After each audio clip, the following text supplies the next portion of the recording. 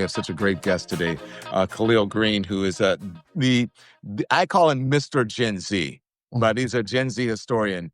So look, I've been speaking to attorneys. I just recently spoke to an attorney who said he cannot believe how judges or how biased judges are. And he actually said quite racist as it relates to what's happening with immigration and the deportation of citizens, not necessarily who are here illegally, or even some citizens who are documented citizens, documented in this country, or permanent residents, etc.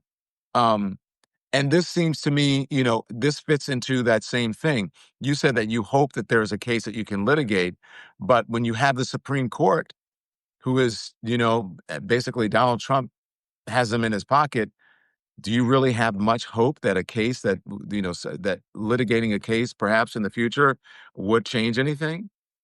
I want to say I do. I mean, I hope that they have some respect for the Constitution, but obviously we've seen them just destroy decisions that were sort of thought to be established, like Roe v. Wade. But the birthright citizenship, I mean, it's even older than that. So one might hope that they would upkeep the sort of long-standing tradition that's there.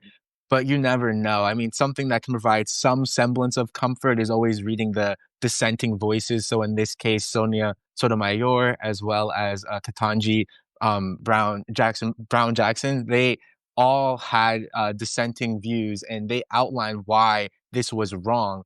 So I think in those sort of words, we can find the arguments that might be brought up later on, but we can only see if the conservatives will sort of come to their right senses.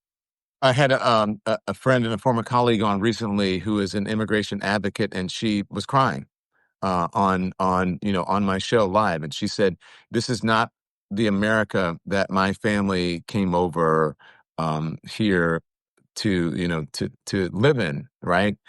For opportunity. This is an America that many immigrants now, documented or otherwise, don't know.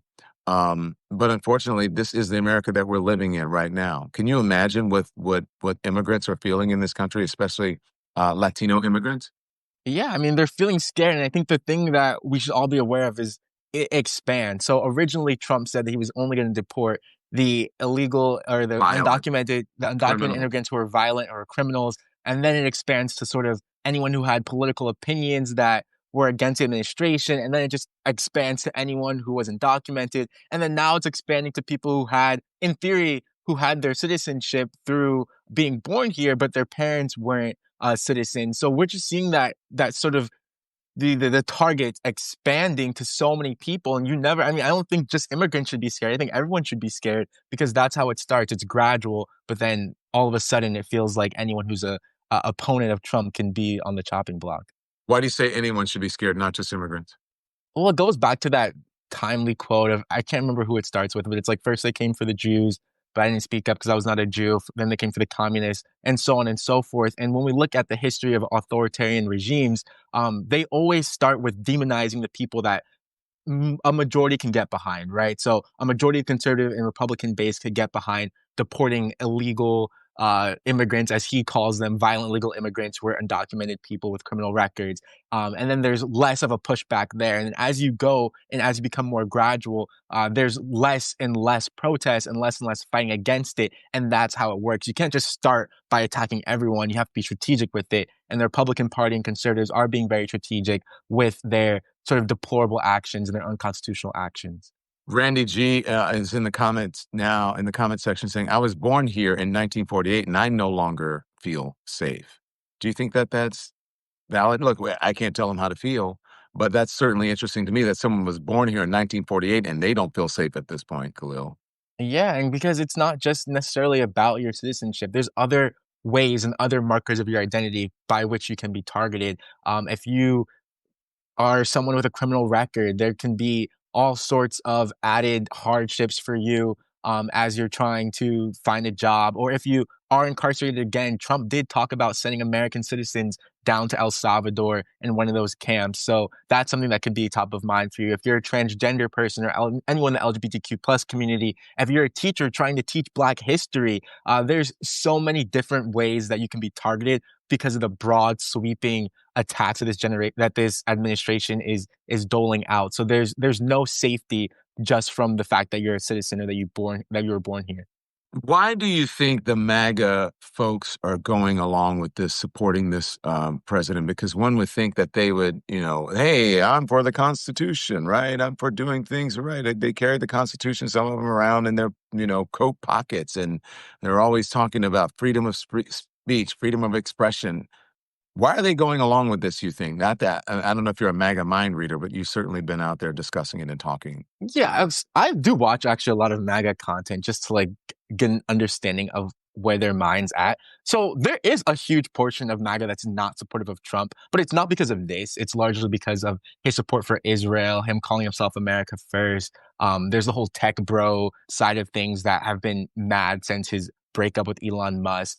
But the reason that this doesn't make them mad, specifically the targeting of undocumented immigrants or citizens who were born to undocumented immigrants, is because their interpretation of American law is one that is very conservative and is very filtered through racism and white supremacy and all of the isms that you can think of. There was a very interesting case that was breaking news a few weeks ago of I want to say, law student at the University of Florida who won an award for arguing that the Constitution was only meant for white people, only meant to protect them. And I think there's echoes of that same interpretation of American law that you see with people who will try to undo long established tradition in American law to try to make it more narrow and exclude more people because their understanding of America and what it should be is one that's based off exclusion as opposed to inclusion. Yeah.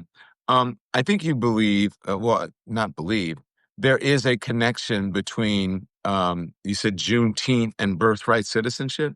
Yes. So it's a fun one. I mean, I love history. I love these little historical sort of domino effects. But so the 14th Amendment is the amendment for which we see this sort of birthright citizenship clause saying that anyone who is under the jurisdiction of the United States and born in the United States is automatically a citizen. And this was made because shortly after the Civil War, Black people were still being targeted by those white Southerners who were racist and didn't want to have any sort of citizenship granted to Black people. So this amendment was made in order to grant citizenship to these formerly enslaved people who were not considered citizens before the end of slavery. Both free and enslaved Black people were not considered citizens. If you look back into the Dred Scott case, you'll see why the Supreme Court decided there.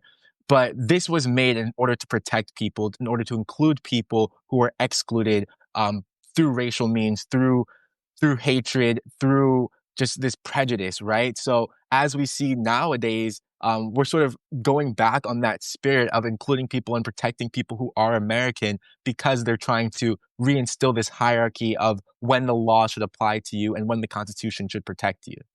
Yeah, but basically basically that always goes back to benefit whiteness.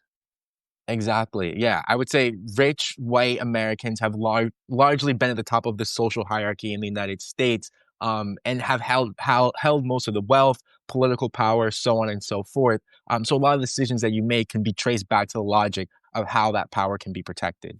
Support for the Don Lemon Show today comes from Brickhouse Nutrition. Guys, you should go big on this sale and get stocked up on the best supplements from Brickhouse Nutrition. Their July 4th sale is on, and for a limited time, you could save 25% off everything with the code word Fireworks25. That includes Lean, their #1 selling weight loss supplement. No injections, just real results from studied natural ingredients. It's a great time to slim down for summer. Or you can try Field of Greens. It is the superfruit and vegetable drink that literally promises your doctor will notice your improved health or your money back. See, it's risk-free. So Field of Greens, by the way, happens to be my personal favorite. It is all natural and I get all the nutrition I need from a bunch of different vegetables and fruits. Literally, everything from Brickhouse Nutrition is incredible, and I hear listeners rave about their collagen peptides, and beauty experts swear that collagen is the fountain of youth for your skin and hair. So guys, let's go. Let's get stocked up on their incredible supplements, okay? Go to brickhousenutrition.com and use the code word Fireworks25 for 25% off. This sale's only on for a few days, and I know these products are gonna sell out, okay? So that's brickhousenutrition.com, brickhousenutrition.com. Support comes from the Freedom from Religion Foundation. It's summer, campfires, late night conversations, people swapping stories. But lately, one group is trying to control the whole story, claiming that the U.S. was founded as a Christian nation and pushing their religion into classrooms, into courtrooms, and even your doctor's office. In Arizona, voters just protected abortion rights in the state constitution, but politicians are trying to undermine it anyway. So Texas is pushing bills to force the Ten Commandments into every public school classroom. Seriously. And in Congress, a bill just passed to strip Medicaid coverage for gender-affirming care for all ages. This isn't about personal beliefs. It's about power. And it's all happening under the banner of Christian nationalism. That's where the Freedom from Religion Foundation comes in. They've been defending church-state separation since 1978 in the courts, in the schools, and wherever religion tries to take the wheel. If you believe government should serve everyone, not just the religious right, then join them. Go to ffrf.us/freedom or text my name, Don, to 511-511 and become a member today. Join us and go to ffrf.us/freedom or text Don to 511-511 now. Because the only story that should run this country is ours, not theirs. Tax fees may apply. So then, as a young person, as you're out here and you're watching all this, you're talking about the connection to the 14th Amendment and Juneteenth, and then birthright citizenship, which is this recent ruling is just shocking, not just to Democrats, but for people who actually believe in the Constitution. Then what are you doing, young people? Because young people are usually at the forefront. They're out there. They're fighting. How are young folks dealing with this? How's Gen Z dealing with this? And Yeah, what should well, Gen Z do, Kahlil Greene?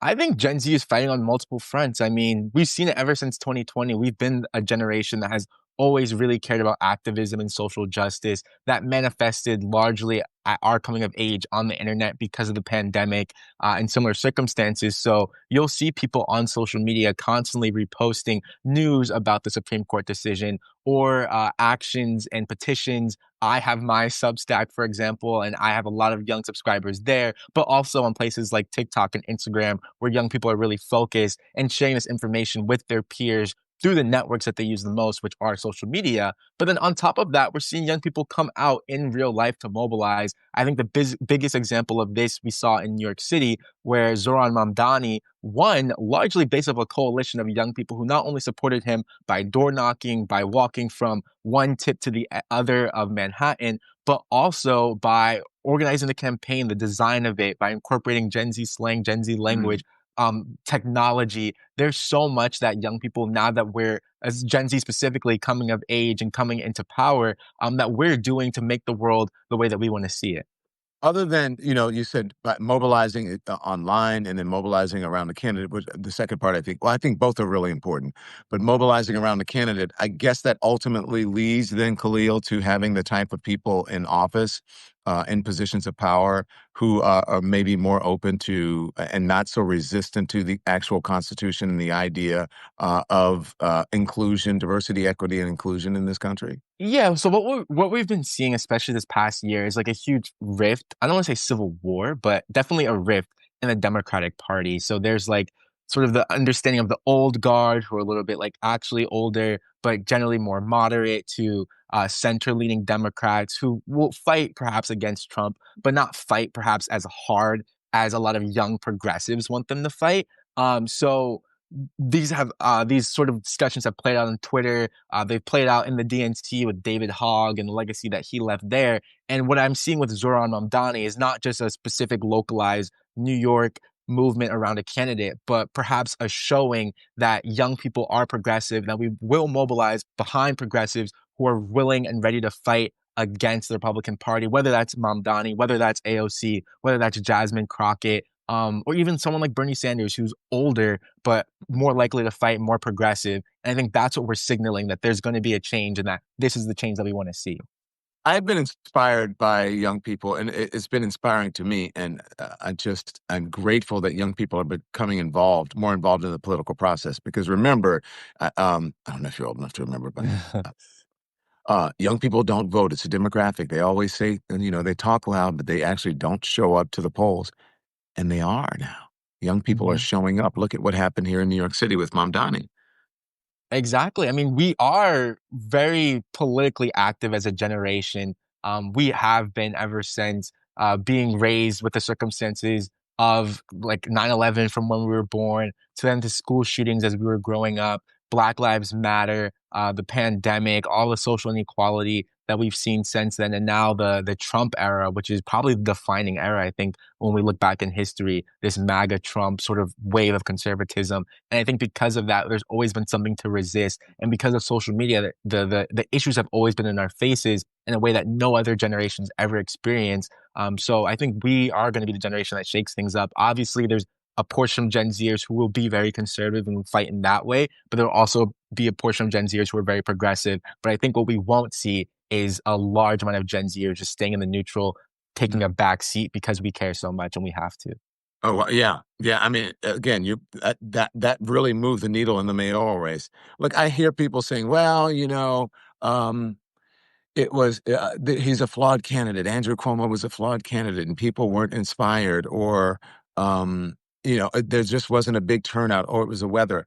I don't know if that's it. I don't know if this is about Cuomo. Then this is about people wanting change. I think young folks want change, and there's not even that. There's just a group of people who want change in general. They're tired of the status quo. They're tired of the establishment. They're tired of the old guard, and they're seeing a fresh face, someone who may have more progressive ideas, and they're saying, okay, what's wrong with having those progressive ideas? Let's see if they can actually implement those ideas. Yeah, I mean, after every political discussion, there's a wave of analysts who are coming in with their own takes. Once again, some people will try to downplay it by just saying Cuomo was a bad candidate and no other candidate really stood out. Their graphics weren't as good. They didn't use social media enough. But I do think it is important to look at the politics of it all and the actual policies and what Mamdani represents as a political figure. And I think that it's in line with a pattern that we're seeing across the country. It's not actually separate from what made Trump a successful candidate. After Trump's election in November, Alexandra Ocasio-Cortez actually used her platform, her social media, to do a poll, and she found that there was a huge amount of people who voted for Trump and for her, who are Yeah. like politically very far apart, but they do No, but represent a sort of she didn't do a freshness. poll. There's actual polling. I don't know if it was her Oh, polling, but okay. there is actual polling that Hmm. shows, and people look at the ballots. Yeah, people voted for her and Trump on the same ticket. Now, I've heard that was unusual because I don't know in the Bronx, or I have no idea, but I think that's very interesting because people want. I think they want more populist sort of ideals or ideas. Um, but what I really believe is that people want authenticity. And whether you Hmm. think Donald Trump is authentic or not, I think MAGA thinks he's authentic. You Yeah. have this whole group of young, college-age men and older, the sort of Joe Rogan crowd who believes that he's this authentic character and it's aspirational to them. But then AOC is also the same thing, very authentic. She is who she is. Jasmine Crockett, the same thing. And people find that appealing. It's not so shocking to me, Kahlil, that people would vote for AOC and Donald Trump on the same ticket. It's kind of two sides of the same coin.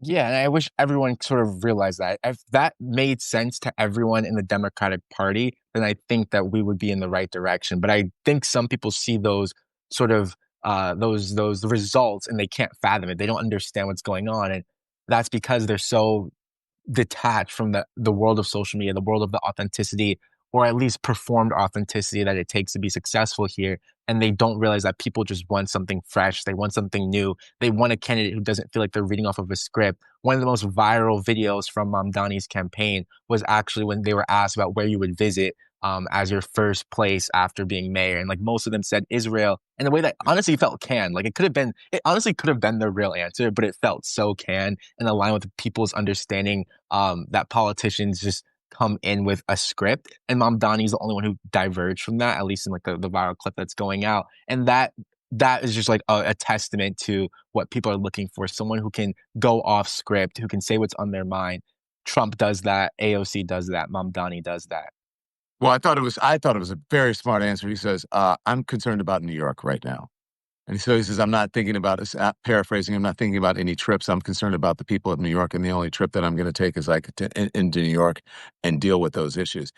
Stephanie Georgia Lacus is on in the comments. I don't know if you see what she's saying. She's saying also the moderate shit has got to go. They Oh don't yeah. want and they don't want Democrats to be Republican light or say, oh, we've got to be more moderate and we can't move into the progressive wing or aspect of our party.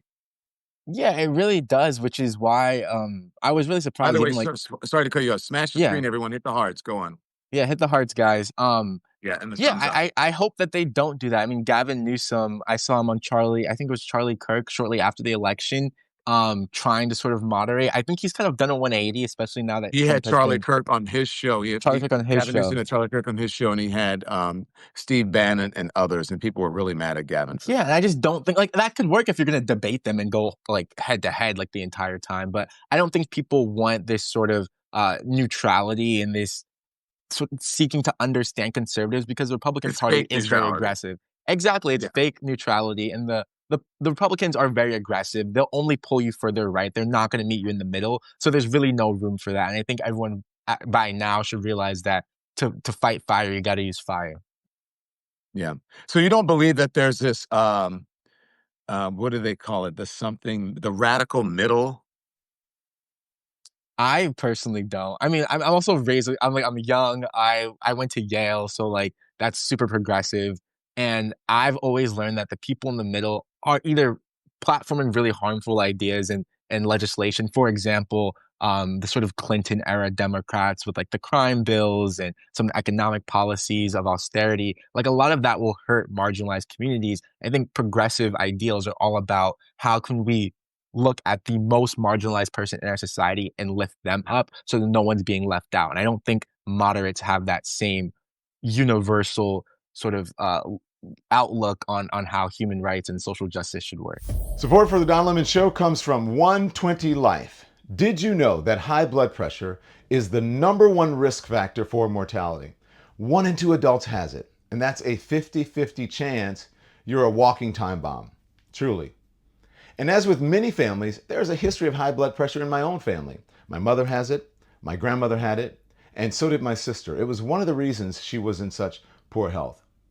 My dad also had diabetes. But here's the good news. You can take control of your blood pressure naturally without relying on Big Pharma. 120 Life is a blend of great tasting superfruit juices that have been shown to actually help lower your blood pressure. It is not just for high blood pressure though. It's also beneficial for other health conditions like diabetes.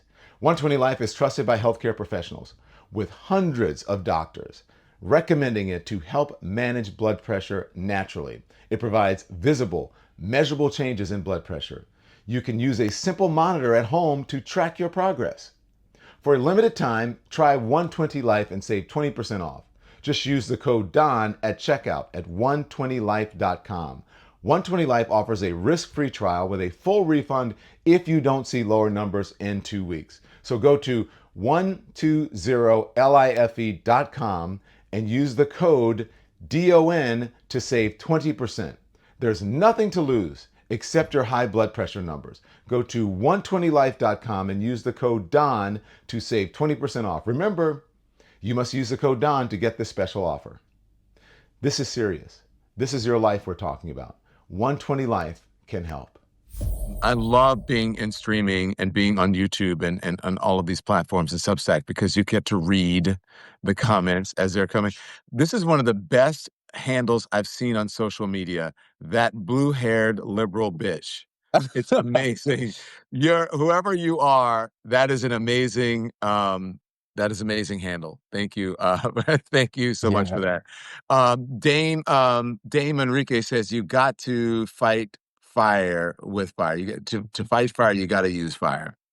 absolutely. Yeah. Especially when the Republicans are seeking to burn everything down. Like it's a war. Like it's a political war, not a violent one, not a physical one, Yeah. metaphorical, but it is a war in a way. And I think like you just got to stand up to them. We got to meet them intellectually. We got to meet them on the social media. We have to meet them with the campaigns and through the legislation as well, in the courts, everywhere we can.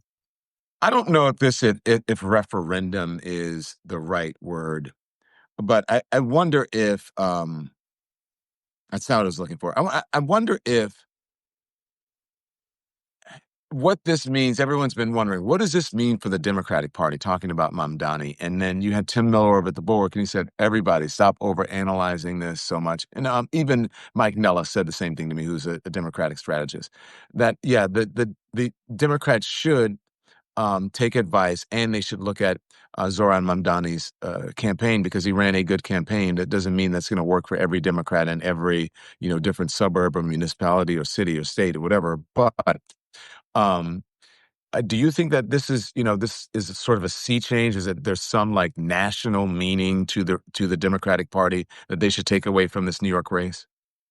I do actually. I mean, I think his campaign style is probably full of best practices that any Democrat can pull from, like how he made campaign ads in different languages, actually speaking a language, his like even his graphics alone, like in a very logistical way. Like there's so much to take away from any candidate for literally any position. I would say beyond that, perhaps we can get the most insights is after a year. In theory, if he wins the actual the mayoral position, nothing crazy happens during the general election. I think watching that first year of him in office, we'll probably learn a lot.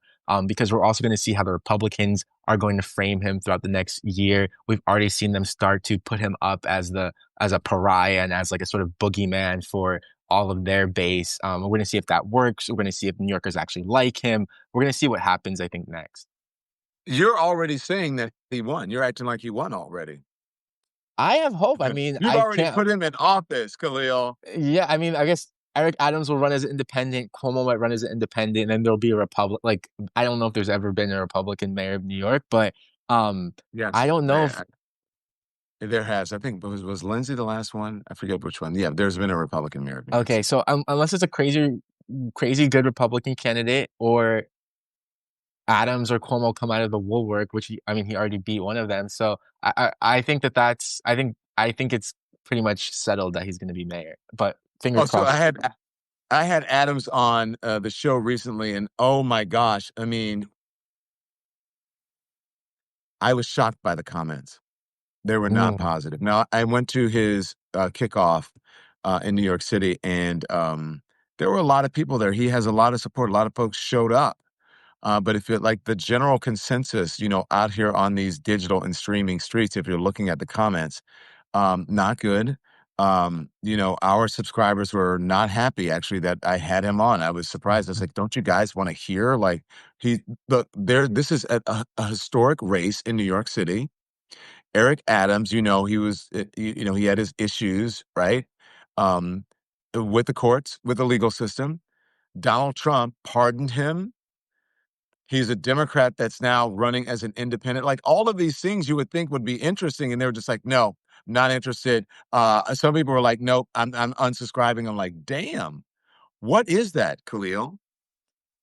Well, I mean, you are a journalist, so I think it's good that you had him on. Of Though I course can I had to. empathize. And I let him talk. I challenged him, but I let him talk because I wanted people Yeah. to hear him. And you can do in these spaces, you can let people talk for a longer time without saying, okay, you got 5 minutes and then we got to get this commercial. We have 6 minutes or whatever. It's like, let him talk and have a conversation and listen to him. And if you want to hate on him, then hate on him. But I think that we should hear from him. And then I'm not saying that you should bring him on or any other person on, you know, on a consistent basis if they're not being honest with the audience, if they're misleading the audience. But I do think at some point you have to hear from him. He was launching his reelection bid. I thought you needed to hear that.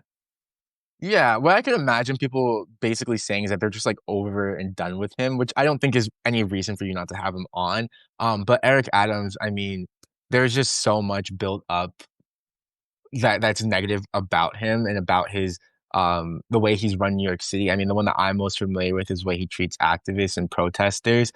Something I have a story that I'll tell one day, but Eric Adams is one of those also like quote unquote centrist, moderate Democrats as well that like is entangled with the Republicans in the ways that you mentioned. So I don't think people want him to have any platform to boost his candidacy in any way because they just want to see him gone. Yeah, well, Stephanie Georgilakis, again, I love that you are in these chats. Says I'm a lemonhead, and I watched the show. Allowing him to talk showed us who he really is, and he didn't do himself any favors. What's wrong with that? I let people make up their minds. Is there Yeah. anything wrong with that? No, you're not in the wrong. Like that's something Okay. I want to make right. You're not in the wrong. People just dislike him, and through osmosis, you got some of that heat. We spoke a little bit. I want to talk about some things that are really important for members of the underserved communities and minorities in this country. We touched on it a little bit. We talked about the history, or how Juneteenth, I should say, relates to birthright citizenship. But let's talk about Juneteenth because it's also known as a day of freedom. And then we're going to talk about pride, okay? Yeah. A day of freedom or Emancipation Day, which commemorates the effective end of slavery in the United States. Now, just remember, um, folks had been free for like 2 years Two and before a they half actually years. knew. Yeah. Isn't that crazy? Can you talk Yeah. to me about Juneteenth? What does it mean to the young folks? Well, I mean, Juneteenth, I'm very glad that young people in America today will be growing up with Juneteenth. I can't say that it's, once again, a holiday that every Black person in America knew of prior to like 2021, but I do think it's a symbol of a cultural resurgence of both the values of Black America, but also like the, once again, culture of Black America. I went to Juneteenth events, like they're fun. Like they were just playing music and eating great food. So I think it's both like a holiday of values in that it once again commemorates when freedom was not granted, but when freedom was enforced. And I think it Yeah. also it reiterates the importance of the idea that like, okay, there can be legislation that says we're equal, but until we actually like manifest that, it's not true equality. So I think that's a core value that the holiday represents. And I love seeing Black culture. I actually had a speech at Reddit on Juneteenth, and then afterwards they had like little pecan pies and like chicken and waffle biscuits and beef brisket biscuits. So I like love seeing Black American culture all around. And I love seeing the values of Juneteenth I'm glad you espoused. said that because I talked about I did I did a show. I don't know if do I want to call it a show, Mhm. but DL Hughley and I did an event together called DL and DL, Anything Goes, where we just listened to people and we talked, we discussed. Of course, there was some comedy in it. There was some journalism because I'm a journalist, he's a comedian, and then folks asked us questions um, and they wonder. Everyone kept saying, "What do we do? What do we do?" And I said, "We need to be in communion with each other." And I think that everyone, it was a heavily African American crowd. I said, we all have a very similar upbringing and things that are kind of maybe unique to our culture. Not that cookouts are unique to Black people, but the way that we do them. And so we all need to be in, like, I believe, this sort of universal cookout mode where Mhm. we spend time with each other. We love each other. We kind of go back to our roots. We listen to great music and we get together and we play cards or we do whatever it is and get our families together and our neighbors and whatever. And we come and we just commune. And then we figure out how to fight back because that's what I love that we used to do that. And I love that you mentioned that you've been to events. I think that's what's going to help us through because this too shall pass. A lot of damage will be done that we'll have to work to correct, Mhm. but I believe this too shall pass. And until it does pass, I think that we have to be in love with each other instead of in competition, or with some sort of animosity towards people. I think that we should learn to love each other a lot more and set aside, if you have issues with people, set it aside, love each other, and then we'll fix this when once we get our shit together. Yeah, I mean, So one to of the say. I love that. I mean, I agree with that. And I think one of the nice things is out of all the communities and demographics by at least race in the United States, Black people are the most unified. Like we're the most aligned and together when it comes to what we're fighting for and why we do it. So I think like for us, like any cultural event, any event that's recreation can also lean into politics in a non-invasive way that like makes anyone dreary or sad. But some of our best music comes out of the civil rights protests in that era, or even slavery and the Reconstruction era, some of the best dances and art forms. So there's so much about Black American culture that merges the idea of struggle and art and fun and happiness. There's like such a multi-emotional aspect to our culture that I think that we can do it the best. And I think that's what we should lean on. Trying to hold all of these emotions, the joy with the pain and the fun with the struggle. Do you see a similarity with Pride? The history of Pride is that Pride Month traces its roots back to 1969 Stonewall riots. Started in June of 1969, the Stonewall Bar here in New York Mhm. City. The first Pride marches started the following year in June of 1970 to commemorate the multi-day riots. And these one-day celebrations eventually evolved into a full month of LGBTQ Pride. Do you feel a similar thing about Pride? Look, I think many minorities learned and modeled. their fight for equality and equal rights off of the civil rights movement. Hmm. I wouldn't even necessarily say like model. I think it's like it's the same. It's sometimes the same people, or like the children of these people. Prior the Stonewall riots, there was a large portion of the queer community in New York City is made Black. up of Black people. Like Black people specifically were coming out of the Great Migration. So from the 1900s, maybe like 1950, 60, we can say migrated from the South to the North. A lot of queer people specifically are people who may have lived in the South during the 1960s, but had to leave to come to New York because of the homophobia or queer phobia that they experienced. So they were in these churches, they were in these Black churches, they were in these spaces of organizing, of protest, and they just transferred the culture into another movement. So these are the same. It's not just like it's emulated, because I think people can often have this perception that the gay rights movement is something that white people did that perhaps emulated Black civil rights movement. It definitely emulated the civil rights movement, but it was done by Black people, as well as Latino and other racial groups. But I would say Black people largely steered both movements, so that's why you can see the overlap there. Yeah, Black and queer people. Yeah, like Largely, I Black mean, queer queer people. people in the civil rights movement. I The mean, same. you know what I'm Yeah, saying? exactly, Yeah, exactly. yeah, Like yeah. Bayard Rustin, for But example. look at Bayard Rustin and right. Uh, the Baldwin. March on Washington. He was the architect for the March on Washington. You did not hear much about him. I knew other folks, if you knew Black history and you knew gay history, then you understood that there were a number of members of the LGBTQ community, or we said gay people, right, as we used to say, who were in the background, organizing and in the churches, organizing. Maybe some of them were pastors. We didn't know. Deacons, the choir director.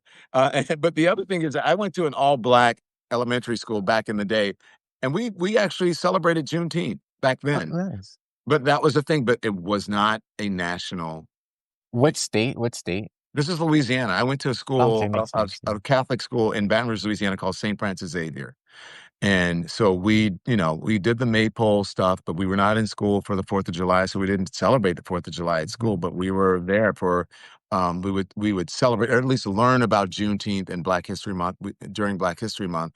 But by June, we were out of school, but we celebrated it and we learned about it, I should say. We didn't celebrate it at school, Mhm. but we learned about Juneteenth in school we did not learn much about Pride though at a Catholic school. And people like Marsha P. Johnson, you know what I mean? We did not learn about that. So, but also our trans, we didn't call them trans back then. We just called them drag queens, right? Mhm. Brothers and sisters also were pivotal for the civil rights movement or the pride movement of LGBTQ community. Yeah, I mean, you said you didn't learn about trans people in school, and that's probably something you have in common with students today because of all the bans that are being enforced and put in place to erase this history. I think I'm luckily like in a spot where I was in high school and grade school at a time of like high progressivism and like that post Obama, like Obama into Trump. So like these ideals were kind of forefront. But now we're seeing a backlash and unfortunately reverting back to like that state. But hopefully people can learn more. Do you know people care as much about, I don't mean care about trans people, but that as an issue, then, then the people in power are making it out to be. I don't think young people really give a crap if someone's trans or not. Oh, I mean, in terms of acceptance, like, yeah, young people Yeah. really, really don't care. I mean, of course, it's regional, depends like where you are, but I'd say it's largely one of those online issues that were stoked by the campaign. So Donald Trump and the Republican Party, I believe, no, I know, spent about $255 million in total as a party on anti-trans attack ads. That sort of made them the huge boogeyman. And it was very similar to what you saw in like the 80s and 90s of using like crime and the black criminals as a sort of boogeyman. There's always something. Now it's going to be Muslim people, but it was a manufactured crisis in terms of both the idea that it's a social contagion that everyone's doing, the idea that these hormonal like in these surgeries are happening, they're castrating and sterilizing people. Like all of these things are not only not backed by data, but blown out of proportion immensely. And used to stoke fear and young people who, especially people who grow up with shows like Euphoria, which is Zendaya's show that was on HBO, all the Netflix shows, like there are queer people all over our media and they're very accepted. I wouldn't say like generally by young people. So I think it's all a manufactured thing. The thing to me, yeah, you talked about all those issues and how much money they spend on it, but I think what this really boils down to for me, I think, is religion. I think that people inject religion into laws and into way that they govern, and so they're placing values into the country, into our government, into the system that shouldn't necessarily be there, right? And I think that's why young people. Let me get to my point here. I think that's why young people are moving away from religion. They just don't. It just does not resonate, and they don't relate to it as much as older people because they see the hypocrisy, I believe. Yeah, and I think I thought that for a long time, and like I've seen some people, especially now that I moved to a big city, actually, like I've seen a church with like all sorts of pride and trans and like black rights flags. So I think religion can be a little bit malleable depending on who you are. But generally speaking, the largest religious communities in the United States are very conservative, leaning to fundamentalists and very anti so many things, whether it be like LGBTQ or sex But the before stats marriage. do show that young people are moving away from religion. Exactly. So Yeah. for that, I think and that to agree with your point, like because so much of religion is like that, that's why young people are moving away. But in theory, I think if there's like a world where those churches that are super accepting that you find in the big cities are the churches that are more sort of platformed or more shared and those ideals are shared, then perhaps we can see it like even out. But because historically the churches have been so dominant and so conservative and so restrictive, that's why we're seeing like young people are moving away. Hmm. Well, Kahlil Greene, I mean, we talked about a lot. Yeah. And that should be the name of our show. We've talked about a lot with Don Lemon and Kahlil Greene. Yeah. No, I had a lot of fun. Thank you so much. This is our first Substack live. I've done your Lemon lives on YouTube before. Oh, I guess this will be on YouTube as well. yeah, So so you've this will done be all of there. it. I've Yeah. done everything. So this is a great return, I guess, How are to you? You're try to. holding up with the heat. It's been crazy, but it's now cool here. So yesterday I was like, I didn't want to wear a shirt, Mhm. or earlier in the week I didn't want to wear a shirt, and now I'm wearing a sweatshirt. So I don't know what's going on here. Yeah, the weather. I mean, another thing we could have talked about is climate change. We'll save that for the next time. Uh, but Thank you, yeah, Khalil. of course. So thank you guys so much. Feel free to join my Substack if you want more articles about topics like this. It's at historycan'thide.substack.com. Yeah, and Kahlil, Khalil Yes. Greene. Go Mhm. check him out everywhere on streaming and on social media. Thanks, Khalil. Be well. Thank you. I'll see you later. Yeah. See you Bye. later. Bye. Thanks everyone for watching. Your support means the world to us. So make sure you hit the like button and you subscribe to our channel to make sure that you never ever miss a video. We're live every day, 10 a.m. Eastern Time. We drop even more content at 2 p.m. Eastern and 5 p.m. Eastern. And if you want more Don Lemon Show content, we'd love for you to become a member of the Lemon community, where you will receive access to special community posts. You'll get exclusive content and members only live shows. So head over to our channel page or click the join button on this video. Again, thank you for watching. We appreciate your love and your support, and we will see you next time.